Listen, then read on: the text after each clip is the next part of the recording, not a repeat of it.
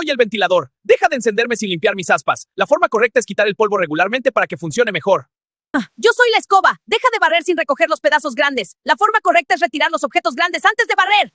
Yo soy la lavadora. Deja de sobrecargarme de ropa. La forma correcta es llenarme solo hasta 3/4 partes para que lave bien. Yo soy el foco. Deja de tocarme con las manos sucias. La forma correcta es instalarme con las manos limpias y secas para que dure más. Yo soy el enchufe. Deja de sobrecargarme con multicontactos. La forma correcta es distribuir los aparatos en diferentes tomas.